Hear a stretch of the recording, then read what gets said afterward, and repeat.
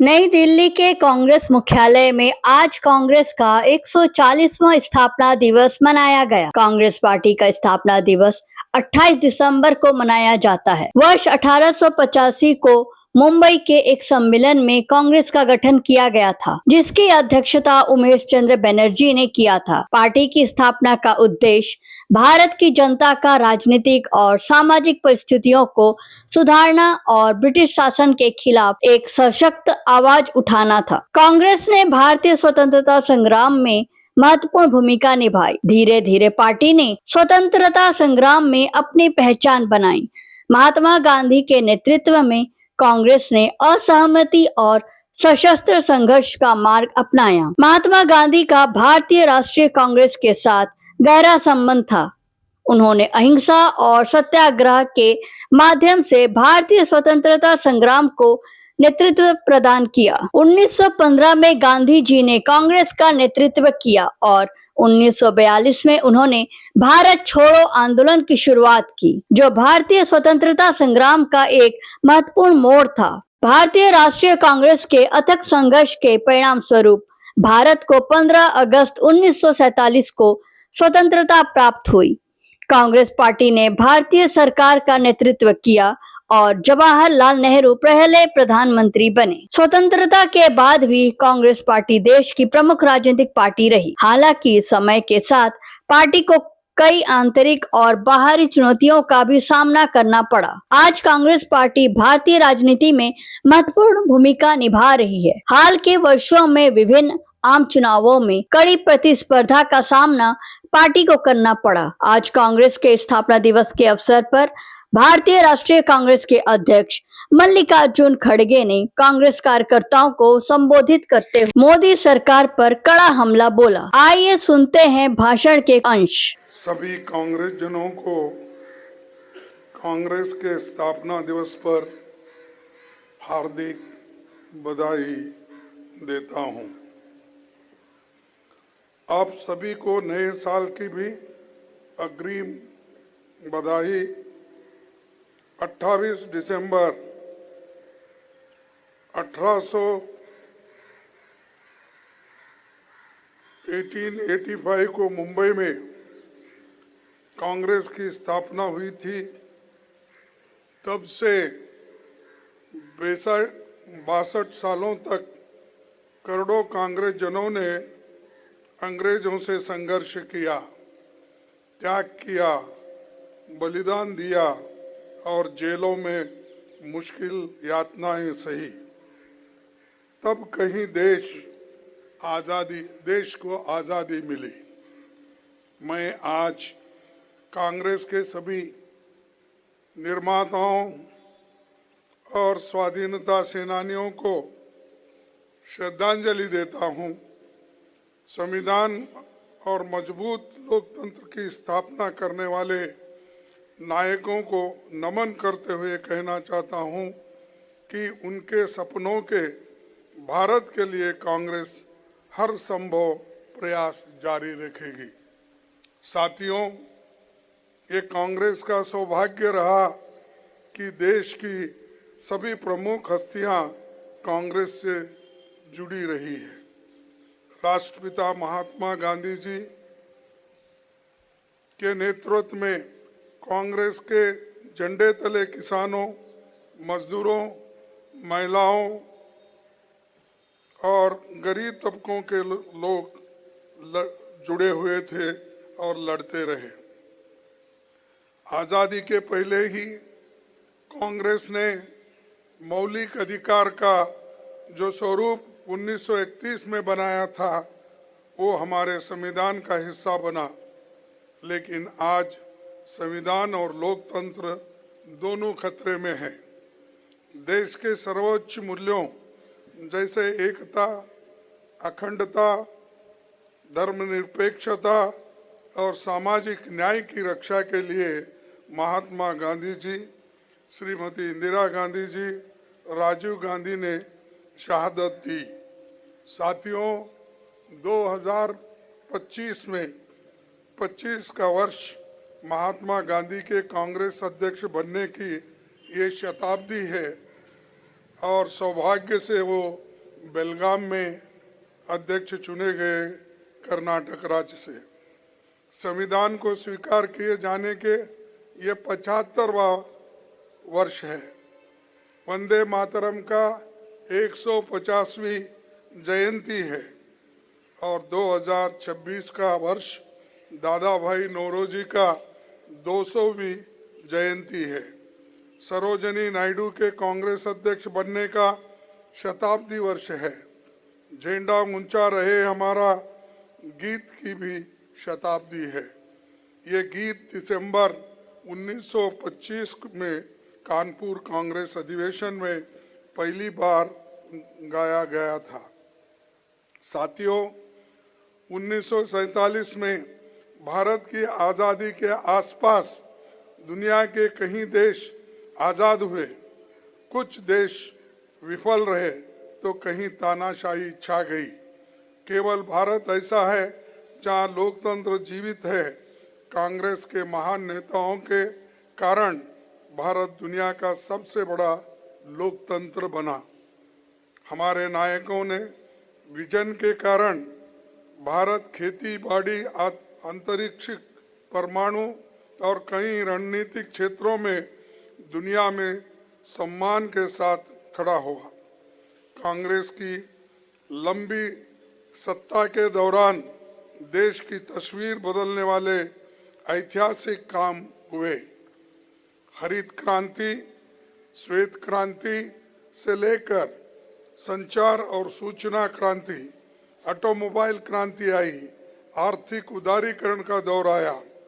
चाहे शिक्षा की बात हो, आईटी सर्विस हो या दूसरे क्षेत्र में दुनिया में भारत ने एक छाप छोड़ी है। ये सब कांग्रेस की बड़ी उपलब्धियां हैं और इसीलिए आज देश इस स्थिति में आने के लिए एक उपलब्धि कर दी है। मैं ये याद दिलाना चाहूँगा कि सोनिया गांधी जी के अध्यक्ष काल में यूपीए सरकार में नागरिकों के अधिकारों की रक्षा का दायरा और बढ़ा। डॉक्टर मनमोहन सिंह के प्रधानमंत्री काल में हक हकूक आधारित अप्रोच के तहत कानून बने। RTI, RTE, food security, MNREGA, forest rights और भूमि अधिग्रहण जैसे ऐतिहासिक कानून बने जिसको दुनिया ने तारीफ की। कांग्रेस की सोच हमेशा समाज को आगे ले जाने की रही है। आज़ादी के आंदोलन में महात्मा गांधी जी ने कांग्रेस को सामाजिक सुधार, छुआछूत के विरोध, आर्थिक स्वावलंबन, बराबरी के अधिकार, सांप्रदायिकता के विरोध जैसे मसलों के लिए तैयार किया। कांग्रेस को रचनात्मक कामों से जोड़ा। कांग्रेस की सोच हमेशा बड़ी थी, लेकिन पिछले 11 वर्षों में मोदी सरकार ने कांग्रेस द्वारा बनाए गए संस्थानों को कमजोर किया जा रहा है। राष्ट्रीय संपदा के साथ जल, जंगल और जमीन खतरे में आज आई है। आरएसएस, बीजेपी के नेताओं ने देश का संविधान, तिरंगा झंडा, अशोक चक्र और वंदे मातरम तक को नहीं स्वीकार किया। उनको समाज की प्रगति के लिए बनने वाले कानून से विरोध था। वे बलिदान और त्याग से हासिल जनता के अधिकारों को कुचलने में लगे हैं। जिनके पूर्वकों की फ्रीडम मूवमेंट में कोई भूमिका नहीं थी, आज जनता के अधिकारों को छीनने का काम कर रहे हैं। हमें उनकी ऐसी कोशिशों का हर स्तर पर डटकर मुकाबला करना है। साथियों, पिछले 140 सालों में कांग्रेस ने कई उतार चढ़ाव देखे हैं। हमारे पास दादा भाई नौरोजी से लेकर महात्मा गांधी जी, सरोजिनी नायडू, सरदार पटेल, नेहरू जी, मौलाना आज़ाद, नेताजी सुभाष चंद्र बोस, राजेंद्र बाबू जैसे महान नायकों की विरासत है।